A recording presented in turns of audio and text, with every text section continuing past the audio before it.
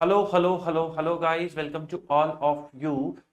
मई 25 का अटेम्प्ट आपका आ रहा है, उसके लिए एक वन शॉट रिवीजन है अकाउंटिंग स्टैंडर्ड 13 पे। इस पे क्वेश्चन भी आता है और बच्चे काफी ज्यादा कंफ्यूज भी रहते हैं, तो क्विकली इसको करके चलेंगे। कॉन्सेप्ट और क्वेश्चन दोनों रिवाइज करके चलेंगे ताकि आपको पता चल सके कि सवाल अगर आए एग्जाम में तो आपको कैसे सॉल्व करना है। ये लास्ट मिनट पे आप रिवीजन इसके थ्रू कर सकते हो अकाउंटिंग स्टैंडर्ड 13 की।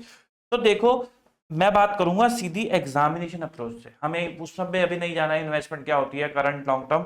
हमें तो सवाल आएगा पेपर में, हमें वो सॉल्व करना है। तो दो तरीके की इन्वेस्टमेंट आपके साथ कवर है। पहली है इन्वेस्टमेंट इन डिबेंचर या फिर डेट बोल लो, दूसरी है इन्वेस्टमेंट इन इक्विटी। तो अगर इन्वेस्टमेंट इन डेट की मैं बात करता हूं तो देखो होता क्या है। एक तो आपको ओपनिंग बैलेंस दिया होता है सवाल के अंदर 1 अप्रैल का। अगर आपकी इंटरेस्ट डेट डिफर करती है आपकी ईयर एंड डेट से, तो लास्ट इंटरेस्ट डेट से लेके ओपनिंग डेट तक का आपको क्या बुक करके चलना होता है? अक्रूड इंटरेस्ट बुक करके चलना होता है ओपनिंग का, ये ध्यान रखना। फिर ओपनिंग बैलेंस डालने के बाद आप सवाल को आगे बढ़ते हो। सबसे पहले तो मैं कहूंगा कि आप ये नंबर लाइन बना लेना और अपनी सारी इंफॉर्मेशन इसके अंदर प्लॉट कर देना। फिर इसके बाद जब आप आगे बढ़ते हो तो परचेज आती है कि हमने डिबेंचर परचेज करे होंगे। तो जब ये परचेज होती है तो इसमें भी दो बातें होती हैं कि हमने कम इंटरेस्ट परचेज करे हैं या फिर एक्स इंटरेस्ट परचेज करे हैं। इंटरेस्ट कंपोनेंट आपको दोनों के ही केस में निकालना होता है, क्योंकि अगर आपको याद है होगा तो आप 3 कॉलम बनाते हो। आप बनाते हो फेस वैल्यू का, इंटरेस्ट का और अमाउंट का। यहां पे भी आप यही 3 कॉलम बनाते हो, फेस वैल्यू का, इंटरेस्ट का और अमाउंट का। जो भी इंटरेस्ट आपका निकलेगा, for example accrued interest opening का, तो वो यहां लिखते हो। परचेजेस के केस में इंटरेस्ट जो निकलता है वो यहां लिखते हो और एक्स इंटरेस्ट वैल्यू आप यहां लिखते हो। सेल के केस में इंटरेस्ट यहां लिखते हो और एक्स इंटरेस्ट वैल्यू आप यहां लिखते हो। तो आपको इंटरेस्ट तो निकाल करके चलना ही पड़ता है। अब वो इंटरेस्ट आप कब से कब तक निकालोगे? पूरे अकाउंटिंग स्टैंडर्ड 13 में हमेशा इंटरेस्ट कब से कब तक निकलेगा? लास्ट इंटरेस्ट डेट से लेके डेट ऑफ ट्रांजैक्शन तक। तो आप इंटरेस्ट निकालोगे लास्ट इंटरेस्ट डेट से लेके डेट ऑफ ट्रांजैक्शन तक, आप इंटरेस्ट कैलकुलेट करोगे। ये इंटरेस्ट हमेशा फेस वैल्यू पे या फिर नॉमिनल वैल्यू पे ही कैलकुलेट करना। तो मैंने लिखा भी हुआ है, last interest date to date of transaction तक आपको निकालना होगा। फिर जो भी आपका इंटरेस्ट आएगा, अगर आपकी वैल्यू कम इंटरेस्ट है तो उसमें से माइनस कर देना। अगर आपकी वैल्यू ऑलरेडी एक्स इंटरेस्ट है तो आपको कुछ माइनस करने की जरूरत नहीं है। डेबिट साइड में अमाउंट वाले कॉलम में एक्स इंटरेस्ट वैल्यू और इंटरेस्ट वाले कॉलम में इंटरेस्ट की वैल्यू लिख के चले जाते हैं अपन। परचेज हमारी बुक हो जाती है। फिर उसके बाद जो एक्चुअल इंटरेस्ट डेट है, उस दिन आपका वो दिन आ जाएगा जब आप थोड़ा आगे बढ़ोगे टाइमलाइन में। तो इंटरेस्ट डेट ये भी कब से कब तक निकलेगी? लास्ट इंटरेस्ट डेट से लेके डेट जो अभी की ट्रांजैक्शन डेट है, यानी कि जुलाई। और जितने भी डिबेंचर आपके पास हैं ओपनिंग प्लस जो आपने परचेज करे थे वो, उन सब पे आपको इंटरेस्ट निकाल करके कहां लिखना होगा? क्रेडिट साइड में इंटरेस्ट के कॉलम में। जो ये वाला इंटरेस्ट का कॉलम है, ये आपका इंटरेस्ट का लेजर की तरह होता है। आपको यहां लिखना होता है इंटरेस्ट जो आपको मिला है कब से कब तक का, लास्ट इंटरेस्ट डेट से लेके अब तक का आपको इंटरेस्ट निकालना होता है, जितने भी डिबेंचर आपके पास हैं। फिर उसके बाद आप एक कुछ सेल्स भी करते हो। अगर आपने सेल करी है, यहां पे भी वही सवाल उठकर आएगा, एक्स इंटरेस्ट और कम इंटरेस्ट, गेन और लॉस आप एक्स इंटरेस्ट सेल प्रोसीड से निकालते हो। तो पहले तो आपको इंटरेस्ट निकालना होगा। इंटरेस्ट कब से कब तक निकालोगे? Last interest date. तो ये डेट ऑफ ट्रांजैक्शन पे लास्ट इंटरेस्ट डेट कौन सी है? 31 जुलाई। यहां से लेके यहां तक का आप ब्याज निकालोगे। अगर उसने आपको कम इंटरेस्ट वैल्यू पे सेल प्रोसीड दे रखी है तो आप उसमें से इंटरेस्ट माइनस करके अपनी एक्स इंटरेस्ट वैल्यू निकालोगे और गेन लॉस निकालोगे, और एक्स इंटरेस्ट को ऑब्वियसली अमाउंट के कॉलम में लिखोगे। अभी ये सब चीजें लेजर के फॉर्मेट में भी दिखाऊंगा कि कैसे करोगे ताकि आपको याद आ सके। तो आप इंटरेस्ट कैसे निकालोगे? Last interest date to transaction date आप इंटरेस्ट निकाल करके चलते हो। गेन लॉस आप निकालते हो, sale minus cost is equal to gain loss. Sale price हमेशा एक्स इंटरेस्ट और नेट ऑफ एनी एक्सपेंसेस होता है। जब आप परचेज करते हो या सेल करते हो, वो कभी कभार आपको ब्रोकरेज या फिर कमीशन भी दे करके चलते हैं। तो जिस पे भी ट्रांजैक्शन हुई है, अगर कम पे ट्रांजैक्शन हुई है तो कम पे ब्रोकरेज लगेगी, अगर एक्स पे ट्रांजैक्शन हुई है तो एक्स पे ब्रोकरेज लगेगी। अगर उसने आपको बोला कि मैंने परचेज करा 100 कम इंटरेस्ट, तो इंटू 100 नंबर ऑफ क्वांटिटी उस पर ब्रोकरेज लगेगी। अगर उसने आपको बोला कि मैंने 90 एक्स इंटरेस्ट परचेज करा है, तो क्वांटिटी इंटू 90 उस पर ब्रोकरेज लगेगी। ठीक। फिर उसके बाद कॉस्ट के लिए दो मेथड होते हैं आपके पास, फीफो और वेटेड एवरेज मेथड। फीफो के लिए आपको लॉट ढूंढना पड़ता है कि किस लॉट से सेल हुई होगी, उस लॉट की कॉस्ट डिवाइडेड बाय उस लॉट के नंबर या फिर fair value of debenture into जितनी आपने यूनिट्स बेची है या जितनी फेयर वैल्यू आपने बेची है, उससे आपकी कॉस्ट निकल आती है। वेटेड एवरेज कॉस्ट के अंदर अब तक की जो भी आपकी टोटल कॉस्ट रही है डिवाइडेड बाय अब तक के मतलब जब आप सेल कर रहे हो उस मोमेंट पे आपके टोटल नंबर ऑफ डिबेंचर या फिर यूनिट इनटू यूनिट सोल्ड, उससे आपकी वेटेड एवरेज की कॉस्ट निकल आती है और गेन और लॉस निकल कर आ जाता है। गेन आप डेबिट साइड में अमाउंट के कॉलम में लिख देते हो, लॉस आप क्रेडिट साइड के अमाउंट के कॉलम में लिख देते हो। फिर उसके बाद आपकी जो फिर इंटरेस्ट डेट आ जाती है, क्योंकि यहाँ पे इंटरेस्ट डेट हमने कौन सी ले रखी है, दिसंबर और जुलाई। तो लास्ट इंटरेस्ट ओपनिंग वाला दिसंबर 23 में पे हुआ होगा, फिर उसके बाद 24 में, फिर उसके बाद फिर से दिसंबर 24 में। यहाँ पे भी आप कहां से लोगे इंटरेस्ट, आप जुलाई से लेके यहां तक इंटरेस्ट लोगे। जो डिबेंचर सेल हो गए हैं वो आप माइनस कर दोगे। तो इस दिन जितने डिबेंचर इन हैंड है आपके पास, उस पे आप इंटरेस्ट कैलकुलेट करोगे ऑन फेस वैल्यू। फिर बुक्स क्लोजिंग डेट आ गई तो आपको फिर से अक्रूवल इंटरेस्ट निकालना पड़ेगा। कब से कब तक निकालना पड़ेगा, लास्ट इंटरेस्ट डेट से लेके जो आपकी ट्रांजेक्शन यानी कि क्लोजिंग डेट है वहां से वहां तक का आपको अक्रूवल इंटरेस्ट निकाल करके चलना पड़ेगा ऑन क्लोजिंग वैल्यू। तो ये आपका डिबेंचर वाला पार्ट होलसम पार्ट है, इसके अंदर और कुछ होता नहीं है खास। क्वेश्चन भी देखेंगे, पहले एक क्वेश्चन देख लेते हैं। चलो आओ, क्वेश्चन नंबर 11 पेज नंबर 257 पे, ताकि डिबेंचर वाला पार्ट हमारा कंक्लूड ही हो जाए।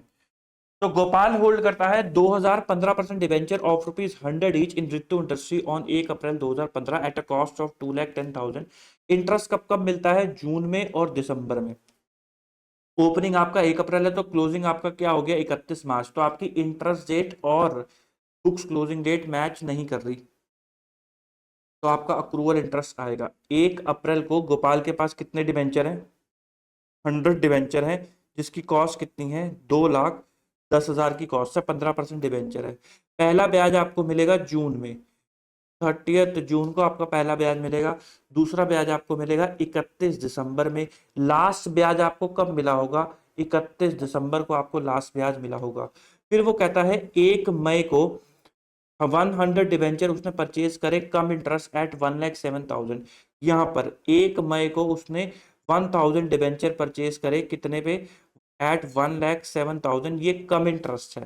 फिर उसके बाद 1 नवंबर 2015 को, यहाँ पर 1 नवंबर 2015 को उसने 1200 डिबेंचर बेच दिए, 1200 डिबेंचर बेच दिए, ये एक्स इंटरेस्ट है 1,14,600। नवंबर 30 2015 को उसने 800 डिबेंचर फिर से परचेज करे, यहाँ पर उसने 800 डिबेंचर परचेज करे, एक्स इंटरेस्ट 76,800। और दिसंबर 2015 में 800 डिबेंचर उसने फिर से बेच दिए, यहाँ पर उसने 800 डिबेंचर फिर से बेच दिए, sold at come interest eight 1,10,000 उसने फिर से बेच दिया। आपको बनाना है इन्वेस्टमेंट अकाउंट, मानते हुए कि 31 मार्च को किताब क्लोज करेगा और फीफो बेसिस पे आपको बना करके चलना है। तो सबसे पहले आओ जरा देखें, ओपनिंग बैलेंस उसके पास कितना था, ओपनिंग बैलेंस उसके पास था 2,10,000 की कॉस्ट के डिबेंचर थे, 2,000 डिबेंचर थे, 100 रुपए का एक डिबेंचर, तो नॉमिनल वैल्यू कितनी होगी, 2 लाख की। तो उसने जो ओपनिंग आपका जो बुक्स की क्लोजिंग और ओपनिंग डेट है, क्लोजिंग डेट है वो अप्रैल है, वो जो लास्ट इंटरेस्ट डेट है वो दिसंबर है। तो यहाँ इस पीरियड का आप क्या बुक करोगे, अक्रूड इंटरेस्ट। तो जनवरी फरवरी मार्च 3 महीने का अक्रूड इंटरेस्ट 2 लाख रुपए पे आप बुक करके चलोगे। 2 लाख इंटू कितना परसेंट है, 15% इंटू 3/12, 7500 रुपए का अक्रूड इंटरेस्ट देखो मैंने ओपनिंग में ही बुक करके चल दिया। फिर उसके बाद थोड़ा आगे गए, उसने 1000 डिबेंचर खरीदे, 100 रुपए का एक डिबेंचर, तो 1 लाख रुपए की नॉमिनल वैल्यू के उसने डिबेंचर खरीदे। और कितने पे खरीदे थे, 1,07,000 पे खरीदे थे, जो कम इंटरेस्ट था। तो मैं यहाँ पे क्या 1,07,000 लिख सकता हूँ, नहीं लिख सकता। मुझे यहाँ पे कौन सी वैल्यू लिखनी होती है, एक्स इंटरेस्ट वैल्यू लिखनी होती है। तो मुझे क्या निकालना पड़ेगा, मुझे ब्याज निकालना पड़ेगा। ब्याज मैं कब से कब तक निकालूंगा, दिसंबर से लेके मई तक का ब्याज निकालूंगा। मैंने आपको कहा था लास्ट इंटरेस्ट डेट पेमेंट से लेके डेट ऑफ ट्रांजेक्शन तक। तो जनवरी फरवरी मार्च अप्रैल 4 महीने का आपको ब्याज निकाल करके चलना है 1 लाख रुपए की फेस वैल्यू पे। 1 लाख इंटू 15% इंटू 4/12, ये आता है 5,000 रुपए। तो 5,000 रुपए आपका ब्याज निकल कर आ गया। आपने कम इंटरेस्ट वैल्यू क्या थी, 1,07,000 माइनस 5,000 करोगे तो एक्स इंटरेस्ट आ जाएगी 1,02,000।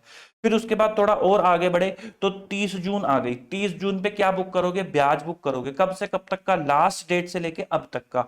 तो ब्याज आप निकालोगे जितने डिबेंचर आपके आपके पास हैं, 3 लाख रुपए के डिबेंचर आपके पास हैं, 3 लाख इंटू 15%, कब से कब तक का, जनवरी फरवरी मार्च अप्रैल मई जून, 6 महीने का, डिवाइडेड बाय 2 कर दूंगा तो 6 महीने आ जाएंगे, 22,500 रुपए का ब्याज मैंने यहाँ पे बुक करके चल दिया। फिर उसके बाद थोड़ी आगे गए, नवंबर आ गया, नवंबर में उसने 1200 डिबेंचर 1,14,600 के बेच दिए जो एक्स इंटरेस्ट है। तो मैंने कहा 1200 डिबेंचर 100 वाले, तो 1,20,000 की नॉमिनल वैल्यू डिबेंचर बिक गए। फिर ये एक्स इंटरेस्ट बिके हैं, तो मैं यहाँ पे एक्स इंटरेस्ट वैल्यू लिख सकता हूं जो उन्होंने दी है 1,14,600। क्या मुझे ब्याज नहीं निकालना पड़ेगा? नहीं, ब्याज आपको तब भी निकालना पड़ेगा। तो आओ जरा ब्याज निकालते हैं। ब्याज कब से कब तक निकालोगे? लास्ट इंटरेस्ट डेट से लेके डेट ऑफ ट्रांजेक्शन तक, तो वो है जून से लेके 1 नवंबर तक, तो जुलाई अगस्त सितंबर अक्टूबर, 4 महीने का। तो 1,20,000 का 15% इंटू 4/12 वो होता है 6,000। 6,000 का मेरा ब्याज आया। क्या मैं इसमें से माइनस करूं 6,000 रुपए? नहीं, क्योंकि ये तो पहले ही एक्स इंटरेस्ट गिवन है, तो मैं क्यों माइनस करूं। तो मैंने यहां पे चुपचाप 6,000 का ब्याज लिख दिया। फिर उसके बाद 30 नवंबर को उसने फिर से 800 डिवेंचर परचेज करे एक्स इंटरेस्ट, तो 800 डिवेंचर 100 वाले 80,000 के डिवेंचर, देखो सीधा का सीधा एक्स इंटरेस्ट वैल्यू मैंने यहां पे लिख दी। क्या मुझे इंटरेस्ट कैलकुलेट नहीं करना? करना है जी, हमेशा करना है। कब से कब तक? लास्ट इंटरेस्ट डेट से लेके डेट ऑफ ट्रांजेक्शन तक, जो है 30 नवंबर। तो जुलाई अगस्त सितंबर अक्टूबर नवंबर, 5 महीने। 80,000 का 15% इंटू 5/12, ये होता है 5,000 रुपए। तो मैंने 5,000 रुपए का ब्याज देखो यहाँ पे बुक कर दिया। क्या मैंने माइनस करा 76,800 में से? नहीं करा। क्यों नहीं करा? क्योंकि ये पहले ही एक्स इंटरेस्ट गिवन है। फिर उसके बाद चीजें आगे बढ़ी। 30 नवंबर के बाद क्या आ गया? 30 नवंबर के बाद आ गया 31 दिसंबर। तो 31 दिसंबर को आपको ब्याज भी मिलना है, 31 दिसंबर को आपने वो भी करा है, क्या कहते हैं, सेल भी करा है। अच्छा, हमने पिछली सेल की वो नहीं निकाली, सॉरी, हमने इस वाली सेल की गेन लॉस नहीं निकाली है। उसने बोला था फीफो मेथड लगाना है। तो बताओ 1200 डिबेंचर किस में से बिके होंगे? 1200 डिबेंचर 2 लाख में से बिके होंगे। 2 लाख की कॉस्ट कितनी है? 2,10,000। तो 1200 डिबेंचर की कॉस्ट कैसे निकालोगे? 2,10,000 उस लॉट की कॉस्ट डिवाइडेड बाय उस लॉट में कितनी फेस वैल्यू के डिबेंचर थे? 2 लाख के, इनटू आपने कितनी फेस वैल्यू के डिबेंचर बेचे? 1,20,000 के। तो 2,10,000 डिवाइडेड बाय 2 लाख इंटू 1,20,000, ये होता है 1,26,000 की कॉस्ट। 1,26,000 की कॉस्ट आपने कितने में बेची थी? 1,14,600 में बेची थी। तो 11,400 का आपको क्या हो गया? लॉस हो गया। ये हम निकालना भूल गए थे, अब हमने निकाल दिया, कोई दिक्कत वाली बात नहीं है। ये प्रॉफिट एंड लॉस अकाउंट के अंदर आपका चला गया। अब आप इससे आ जाते हैं अपने 31 दिसंबर पे। 31 दिसंबर, अब यहाँ पे आप ये भी अज्यूम कर सकते हो कि पहले ब्याज मिला होगा और बाद में डिबेंचर बिके होंगे, या फिर पहले डिबेंचर बिक गए होंगे बाद में ब्याज मिला होगा। आंसर दोनों में सेम आएगा, कोई दिक्कत वाली बात नहीं है। आ जाओ। तो पहले अगर डिबेंचर बिके होंगे तो 800 डिबेंचर 100 वाले 80,000 के डिबेंचर बिक गए। अब ये ब्याज निकालोगे, कब से कब तक का निकालोगे? जून से लेके दिसंबर तक का ब्याज निकालोगे, लास्ट इंटरेस्ट डेट से लेके अब तक का। तो ये कितने निकल कर आते हैं? जुलाई अगस्त सितंबर अक्टूबर नवंबर दिसंबर, 6 महीने। 80,000 का 15% डिवाइड बाय 2, 6,000 रुपए का ब्याज निकल कर आता है। तो ये 6,000 रुपए का ब्याज डाल दिया। जो 31 दिसंबर को आपने बेचे थे, वो आपने बेचे थे कम इंटरेस्ट बेचे थे 1,10,000। तो 1,10,000 माइनस 6,000 करूंगा तो क्या निकल कर आ जाएगा? 1,04,000 एक्स इंटरेस्ट। तो मैंने यहाँ पे एक्स इंटरेस्ट वैल्यू लिखी है। लेकिन अब मैं भाई गेन लॉस निकालूंगा, पिछली बार मैं भूल गया था। तो 80,000 डिवेंचर आपने कहां से बेचे होंगे? 2 लाख में से आपने 1,20,000 बेच दिए थे। अब आपके पास इस लॉट में कितने बचे हैं? 80 ही बचे हैं, तो इसी में से बेचे हैं। तो यानी कि ये आ जाएगा 2,10,000 डिवाइडेड बाय 2 लाख इंटू 80,000। अब 80,000 हो जाएगा तो आपके पास कॉस्ट निकल कर आ जाएगी। तो 2,10,000 डिवाइडेड बाय 2 लाख इंटू 80,000, 84,000 की आपकी क्या आ गई? कॉस्ट आ गई। 84,000 की चीज आपने 1,04,000 में बेची, तो 20,000 रुपए का क्या हो गया? आपको प्रॉफिट हो गया। ये आ रखा प्रॉफिट एंड लॉस अकाउंट का प्रॉफिट हो गया। ठीक, आगे बढ़ते हैं। अभी देखेंगे वेटेड एवरेज होता तो क्या चेंज आता।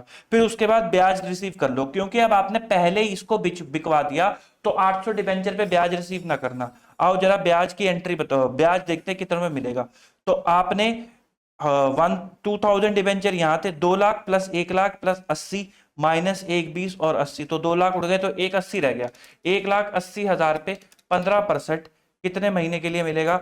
लास्ट इंटरेस्ट डेट से लेके अब तक का 6 महीने का, डिवाइडेड बाय 2, तो 13,500 का आपको ब्याज मिलेगा। सर अगर हम उल्टा कर देते अजम्पशन को, हम कहते हैं कि पहले ब्याज मिला है बाद में डिबेंचर बिके हैं, तो आंसर सेम कैसे आता? तो कुछ नहीं होता, बस ये 6000 यहां घुस जाता। कैसे घुस जाता? आप कहते कि भाई पहले डिबेंचर बिके, पहले इंटरेस्ट मिला है, तो आप कहते 2 lakh plus 1 lakh plus 80,000 minus 1,20,000, तो 2 3 3 80। आप कहते 3,80,000 माइनस 1,20,000, 2,60,000 का 15% डिवाइडेड बाय 2, 19,500। अब ये इनका टोटल आ रहा है 19,500। फिर आप जब 80,000 डिवेंचर बेचते तो यहां पे इंटरेस्ट कितना लिखते? 0। क्यों? क्योंकि आपने कह दिया कि पहले इंटरेस्ट मिल गया, तो आप यहां पे इंटरेस्ट कितना लिखते? 0। तो अल्टीमेटली इस कॉलम में इंटरेस्ट तो 19,500 ही आने वाला था, तो इसलिए उससे कोई फर्क नहीं पड़ता। ठीक, एनीवे हमने ये भी डील कर लिया। फिर उसके बाद दिसंबर बीत गया दिसंबर का ब्याज भी हमने रिसीव करा लिया। फिर कहानी और आगे बढ़ी तो मार्च आ गया। जब मार्च आया तो आपने कहा क्लोजिंग डिबेंचर कितने के बचे हैं? 1,80,000 के बचे हैं। अब आपको इस पे भी क्या निकालना पड़ेगा? अक्रूड इंटरेस्ट निकालना पड़ेगा, दिसंबर से लेके 31 मार्च तक का। तो जनवरी फरवरी मार्च 3 महीने का 1,80,000 का 15% इंटू 3/12 6750 का आपको क्या निकालना पड़ेगा? अक्रूड इंटरेस्ट निकालना पड़ेगा। उसने आपको कोई वैल्यू नहीं दे रखी, तो ये ऑन कॉस्ट आ जाएगा। कॉस्ट आपकी क्या आ जाएगी? बैलेंसिंग फिगर आपकी कॉस्ट आ जाएगी जो भी चली आ रही है। नहीं तो आप ऐसे भी देख सकते हो, इन दोनों की कॉस्ट, ये टोटल आएगा आपका कॉस्ट 1,02,000 प्लस 76,800, 1,78,800, क्योंकि यही दो लॉट आपके पास बचे हुए हैं। अगर यहाँ पे फीफो ना होके वेटेड एवरेज होता तो कहाँ कहाँ फर्क पड़ता? सिर्फ गेन और लॉस में फर्क पड़ता। अब आप वेटेड एवरेज के केस में गेन और लॉस कैसे निकालते? जब पहली बार 1,20,000 बिका तो आप ये ना ढूंढते कि ये इसमें से बिका है, आप ये कहते कि भाई साहब मेरे पास, आपने 1,20 बेचा था नवंबर में, तो आप तब तक आप ये दोनों यूनिट परचेज कर चुके थे, तो आप बोलते कि भाई मैंने कॉस्ट लगा रखी है 2,10,000 प्लस 1,02,000, और मेरे पे यूनिट्स हैं टोटल 3 लाख की फेस वैल्यू की यूनिट्स हैं, इंटू 1,20,000 की मैंने बेच दी। अब निकल कर आती है आपकी cost 2,10,000 plus 1,02,000 divided by 3 lakh into 1,20,000, ये निकल कर आती 1,24,800 की। ये निकल कर आती 1,24,800 की। और जब आपने ये 80 बेचा था 31 दिसंबर को, तब आप नवंबर की परचेज भी कर चुके थे।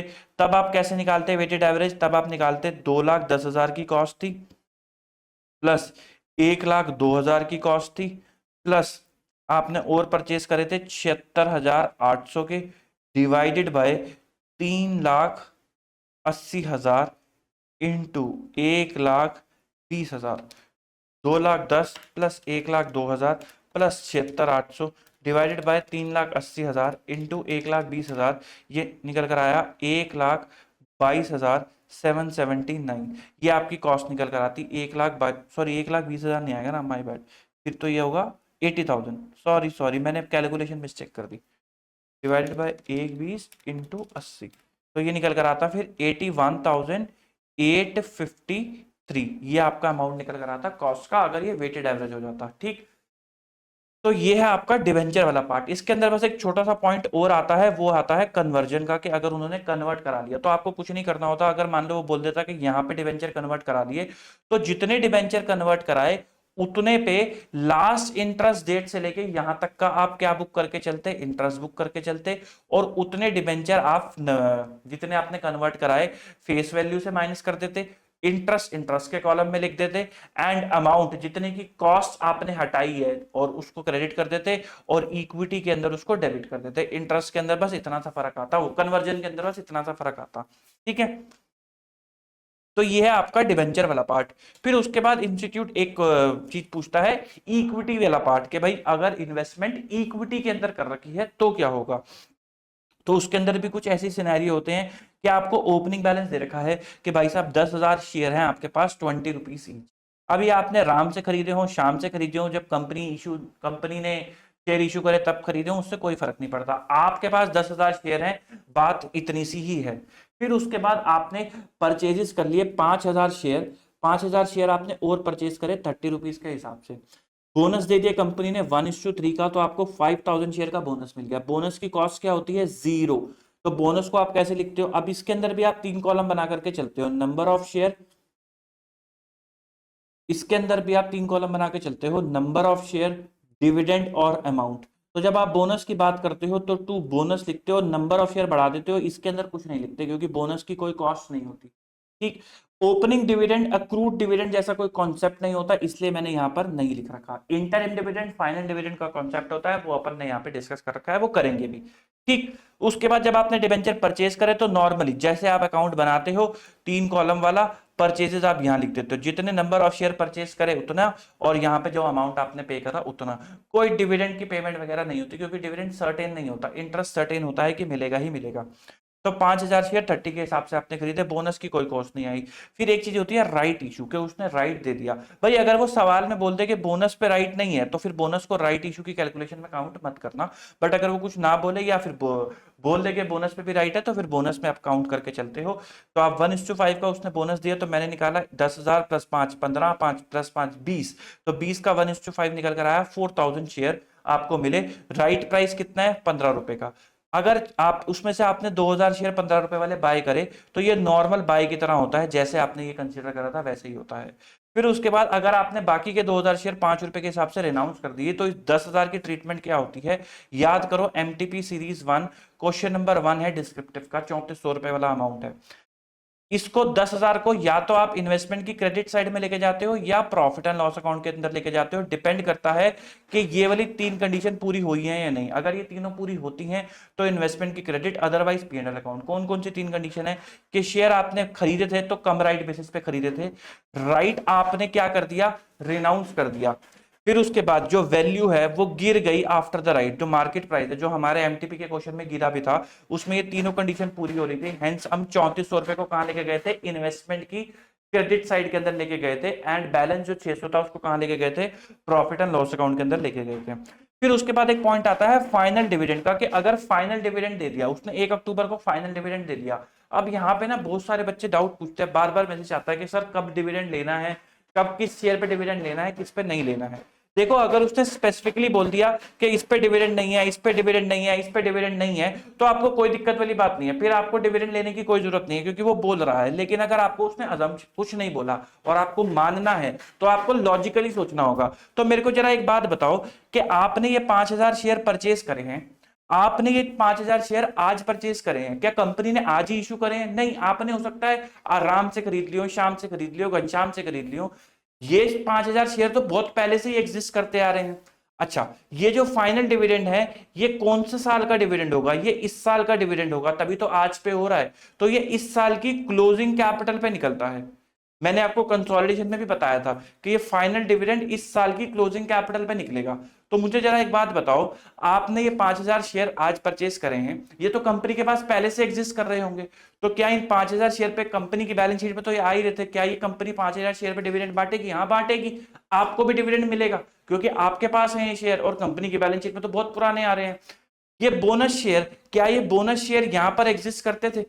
क्या ये बोनस शेयर इस साल एग्जिस्ट करते थे? नहीं करते थे, क्योंकि कंपनी ने इसी साल इशू करेंगे, तो आप इन पे डिविडेंड क्यों दोगे? ये राइट शेयर, क्या ये इस साल एग्जिस्ट करते थे? नहीं करते थे।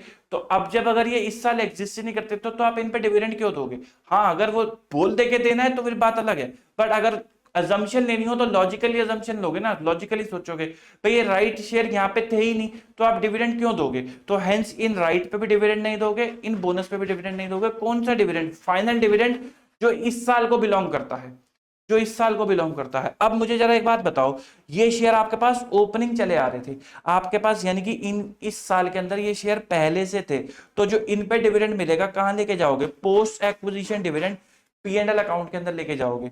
5,000 शेयर आपने इस साल खरीदे और डिविडेंड आपको इस साल का मिल गया, तो इन पे आने वाला डिविडेंड क्या है? ये प्री एक्विजिशन डिविडेंड है। तो आप कहां लेके जाओगे? इन्वेस्टमेंट में से माइनस कर दोगे। देखो यही लिख रखा है, फाइनल डिविडेंड जो ओपनिंग में मिलेगा वो पीएनएल के अंदर जाएगा, जो परचेज पे मिलेगा वो क्रेडिट हो जाएगा इन्वेस्टमेंट से, क्योंकि प्री एक्विजिशन है। बोनस और राइट इशू पे कैलकुलेट ही नहीं होगा। अब बात करते हैं इंटरिम डिविडेंड की। मैंने आपको कंसोलिडेशन में बताया था इंटरिम डिविडेंड क्या होता है। इंटरिम डिविडेंड करंट ईयर का डिविडेंड होता है। ये कब से कब तक कैलकुलेट होता है? ये ओपनिंग डेट से लेके जब इंटरिम डिविडेंड डिक्लेयर हो रहा है, तब से तब तक कैलकुलेट होता है। किसकी कैपिटल पे कैलकुलेट होता है? इस दिन की कैपिटल पे कैलकुलेट होता है। क्या इस दिन कंपनी की कैपिटल में 10,000 शेयर आ रहे हैं? हाँ जी आ रहे हैं।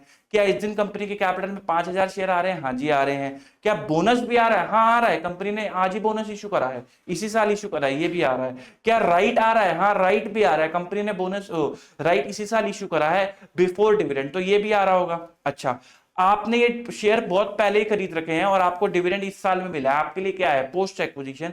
आपने ये शेयर इस साल खरीदे हैं और आपको इसी साल डिविडेंड मिला है, आपके लिए क्या है पोस्ट एक्विजिशन। बोनस भी आपके लिए क्या है पोस्ट एक्विजिशन, राइट भी आपके लिए क्या है पोस्ट एक्विजिशन, क्योंकि डिविडेंड ही इस साल का है, शेयर भी इस साल खरीदे हैं, तो सब क्या है पोस्ट एक्विजिशन।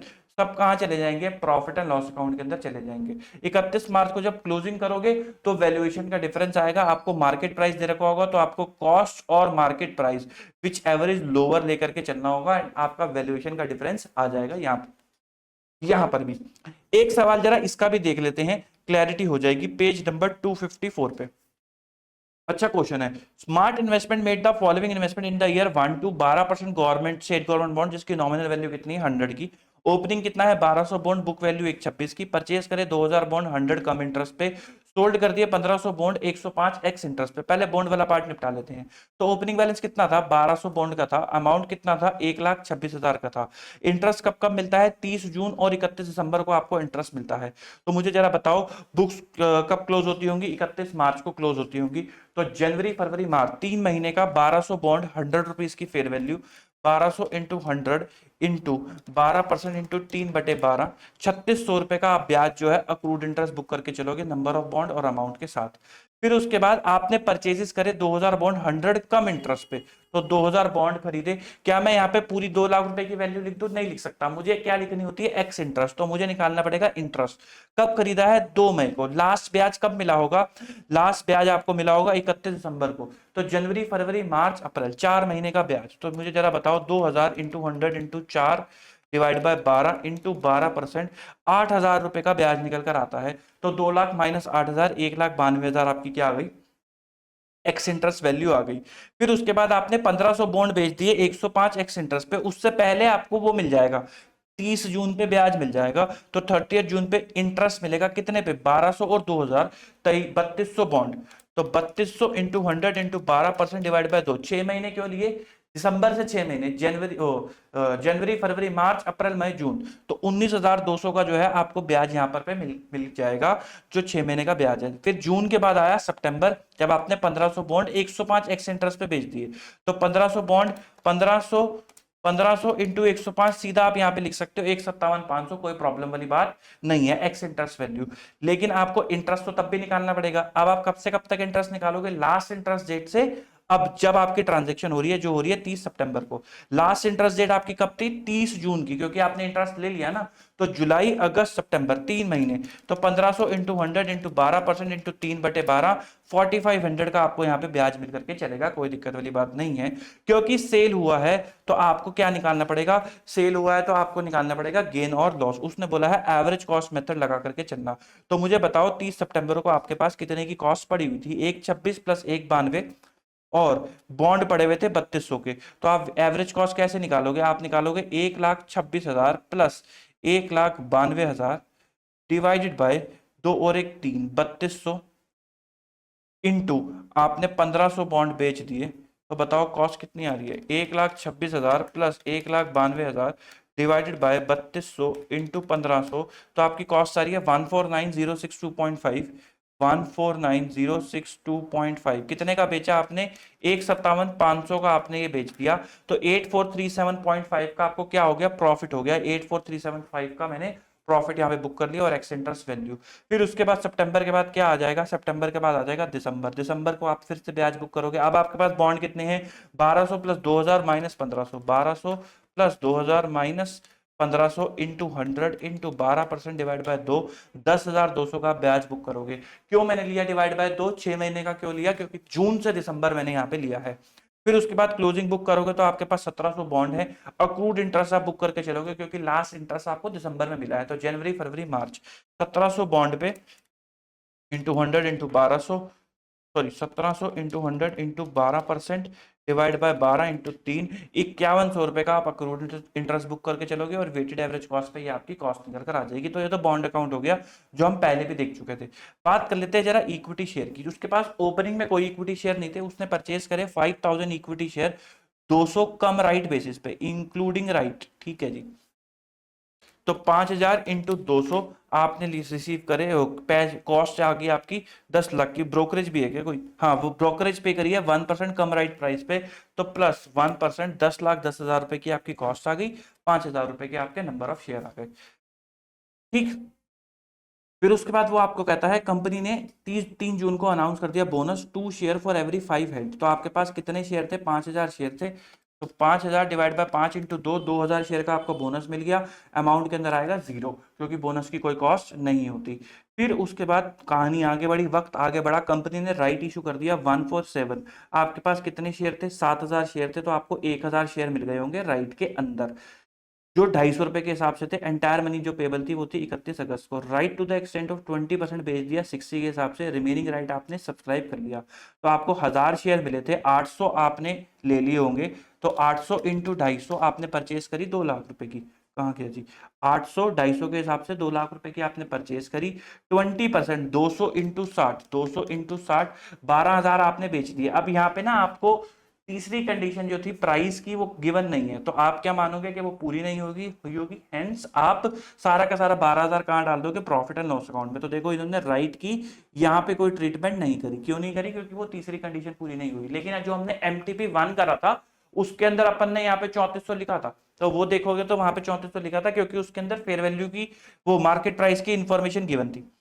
ठीक, उसके बाद वो कहता है डिविडेंड दे दिया 15% फॉर द ईयर मार्च 2001, जो रिसीव हुआ है 16 सितंबर। तो डिविडेंड कौन सा है भाई? पिछले साल का है, आपने अप्रैल से परचेज करनी शुरू करी है, पिछले साल का है। तो मुझे जरा एक बात बताओ, क्या ये 5,000 शेयर कंपनी की शेयर कैपिटल में होंगे? हाँ होंगे, तो इन पे डिविडेंड आएगा। क्या बोनस इशू होगा? नहीं होगा। क्या राइट इशू होगा? नहीं होगा। तो आप डिविडेंड सिर्फ किस पे निकालोगे? इस 5,000 पे निकालोगे। कितना? 15%, 5,000 इंटू 15% इंटू 10 रुपए के हिसाब से 7,500। तो 7,500 का डिविडेंड प्री है या पोस्ट है? आपने शेयर परचेज करे हैं अप्रैल में और 2001 में, और मार्च 2001 पिछले साल का डिविडेंड मिल रहा है, तो प्री एक्विजिशन डिविडेंड है। तो 7,500 रुपए आप कहां से कम कर दोगे? कॉस्ट में से कम कर दोगे। फिर उसके बाद कहानी थोड़ी सी आगे बढ़ी, आपने 3,000 शेयर बेच दिए 300 के हिसाब से, और ब्रोकरेज इंकर करी 1%। तो 3,000 इंटू 300 लेस 1%, 8,91,000 के आपने शेयर बेच दिए। 3,000 शेयर, इन पे आपको कॉस्ट निकालनी पड़ेगी। कॉस्ट आप कैसे निकालोगे? आप कहोगे 10,10,000, कहाँ लिखे? यहाँ लिख लेते हैं 10,10,000, क्योंकि आप वेटेड एवरेज निकाल रहे हो, प्लस 2 लाख क्योंकि आपने परचेज करा था, माइनस 7,500 रुपए की आप रिकवरी कर चुके हो कॉस्ट की प्री एक्विजिशन डिविडेंड के थ्रू, डिवाइडेड बाय 5,7,78,100 7,800, क्योंकि ये तीनों आपने परचेज करे हैं सेल के टाइम पे, इंटू 3,000 आपने बेचे हैं। तो 10,10,000 plus 2 lakh minus 7,500 divided by 7,800 into 3,000, तो ये निकल कर आता है 4,62,500 रुपीज। 4,62,500 ये हमारा यहाँ पर पे निकल कर आता है। 4,62 की कॉस्ट है, और आपने कितने का बेचा? 8,91,000 का। तो 4,28,500 का आपको क्या हो गया? प्रॉफिट हो गया 4,28,500 का। ये भी अपन ने बुक करके चल दिए, कोई दिक्कत वाली बात नहीं है। फिर वो कहता है 10% डिविडेंड इसी साल का इंटरिम डिविडेंड मिला है। तो इंटरिम डिविडेंड तो परचेज पे भी मिलेगा, इंटरिम डिविडेंड तो बोनस पे भी मिलेगा, इंटरिम डिविडेंड तो राइट पे भी मिलेगा। रट्टा ना लगा लेना कि इंटरिम है तो सारा पोस्ट है। भाई अगर मान लो इंटरिम डिविडेंड यहां आ गया, वो बोल दे कि इंटरिम डिविडेंड यहां मिल गया, तो बोनस पे इंटरिम डिविडेंड है, लेकिन राइट पे इंटरिम डिविडेंड नहीं मिलेगा, क्योंकि राइट अब तब तक आया ही नहीं था। तो रट्टा ना मत मार देना बिल्कुल भी, ठीक है? इसलिए मैं लॉजिकली समझा रहा हूं। वो कह रहा है कि इंटरिम डिविडेंड मिला 10% का, तो परचेज पे भी मिलेगा, बोनस पे भी मिलेगा, राइट पे भी मिलेगा, क्योंकि ये सब इवेंट घटित हो चुके हैं जिस दिन इंटरिम डिविडेंड डिक्लेयर हुआ है। तो और सारा का सारा आपके लिए पोस्ट है, तो आप कितनों पे दोगे? आप कहोगे 5 और 2 7, 7,800, लेकिन 3,000 शेयर आप बेच चुके हो, तो 7,800 माइनस 3,000, सॉरी 7,800 माइनस 3,000, 4,800 पे डिविडेंड मिलेगा आपको 10% का, 10 रुपए वाला, तो 4,800 रुपए आ जाएगा। और ये सारा का सारा क्या है? Post acquisition. हेंस आप इसको कहां लिखोगे? डिविडेंड के कॉलम में, अमाउंट के कॉलम में नहीं। ठीक, फिर उसके बाद आपके क्लोजिंग कितने शेयर बच गए थे? 4,800 शेयर, उसकी कॉस्ट निकल कर आ जाएगी। अक्रू डिविडेंड जैसा कोई भी कॉन्सेप्ट एग्जिस्ट नहीं करता डिविडेंड के केस में, क्योंकि वो सर्टेन नहीं होता। तो ये है आपका शेयर की इन्वेस्टमेंट वाला पार्ट। एक तीसरा सवाल और आता है, वो है रिक्लासिफिकेशन का, वो भी देख लेते हैं पेज नंबर 283 पे, क्वेश्चन नंबर 40।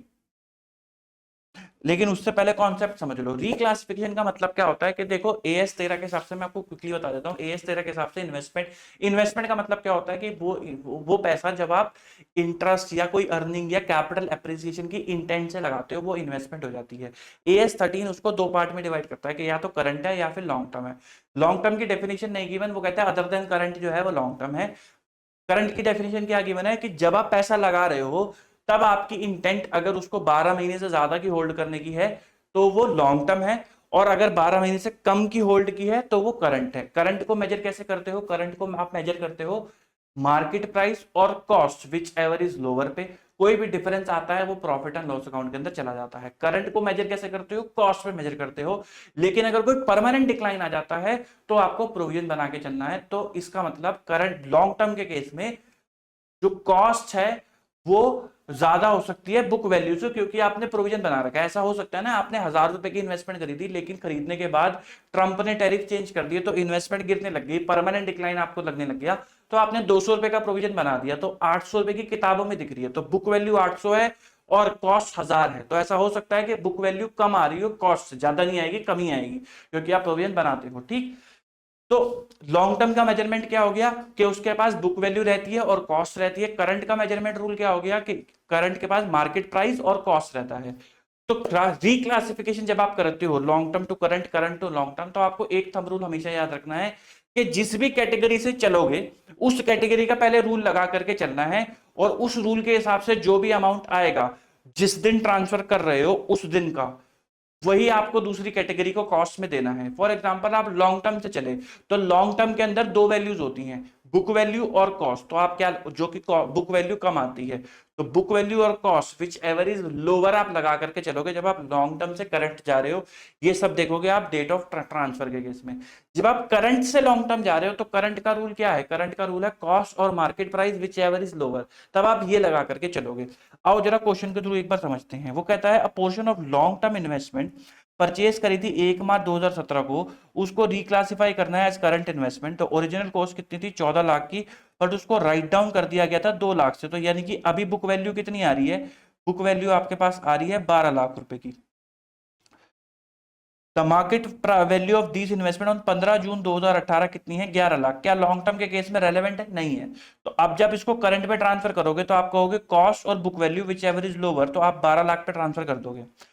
वो कहता है another portion of long term investment जो परचेज करी थी 15 जनवरी 2017 को, उसको रिक्लासिफाई करना है करंट में। ओरिजिनल कॉस्ट कितनी थी? 7 लाख की, बट उसको राइट डाउन कर दिया 5 लाख पे। ठीक है, और the fair value of this investment on 15 June 2018 is 4.5 lakh. क्या लॉन्ग टर्म के केस में फेयर वैल्यू देखनी है? नहीं देखनी। तो आप देखोगे 7 और 5 विच एवर इज लोअर, तो आप 5 पे ट्रांसफर कर दोगे। फिर वो कहता है पोर्शन ऑफ करंट इन्वेस्टमेंट जो 15 मार्च 2018 को परचेज करी थी 7 लाख की, उसको रिक्लासिफाई करना है लॉन्ग टर्म में। कंपनी ने डिसाइड करा है उसको रिटेन करेगी तो वो रिक्लासिफाई कर रही है। The market value of this investment on 31 March 2018 6 lakh, but 15 जून को कब है? 8.5 लाख। आप ये सब चीजें कब कर रहे हो? 15 जून को कर रहे हो। तो क्या आपके लिए 31 मार्च की डेट प्राइस रेलेवेंट है? नहीं जी, 31 मार्च का आपके लिए प्राइस रेलेवेंट नहीं है। जून को आप देखोगे। करंट का रूल क्या होता है? कॉस्ट और value market price which ever is lower. तो कॉस्ट कितनी है? 7 लाख, मार्केट प्राइस कितना है? 8.5, तो आप 7 लाख पे लेकर के चलोगे। 6 लाख को आप कंसिडर नहीं करोगे क्योंकि वो डेट ऑफ ट्रांसफर ही नहीं है। फिर another portion of current investment जो परचेज करी थी 7 दिसंबर को 4 लाख रुपए की, उसको रिक्लासिफाई कर रहे हैं लॉन्ग टर्म में। 31 मार्च को कितनी फेयर वैल्यू है? 3.5 लाख, जो रेलेवेंट नहीं है। 15 जून को कितनी है? 3.8। तो 4 और 3.8 विच एवर इज लोअर, आप ट्रांसफर करके चलोगे 3.8 पे। तो पहले केस में आप ट्रांसफर कर रहे हो should be carried at 12 lakh, दूसरे केस में should be carried at 5 lakh. आपका भी यही आंसर था, 12 और 5। तीसरे केस में आप कैरी कर रहे हो फेयर वैल्यू 8 लाख है, और in this long term will be made at 7 lakh. तो आपका क्या आंसर आया था? 7 लाख। और इस केस में into long term will be made at 3.8। आपका क्या आया था? 3.8। तो this is reclassification of investment. ये भी एक पार्ट पूछा जाता है अकाउंटिंग स्टैंडर्ड 13 से।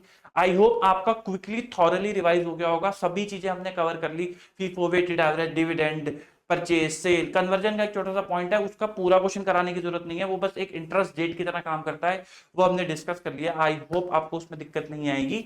अगर तब भी कन्वर्जन में दिक्कत आए तो आप कमेंट कर सकते हो, मुझसे पूछ सकते हो। I will be helping you out guys. Please अच्छे से पढ़िए। कोई कॉन्सेप्ट में दिक्कत आए तो आप मुझे रीच आउट कर सकते हो। मिलते हैं आपसे अगली वीडियो में। Goodbye, tata, take care, good luck, bye bye.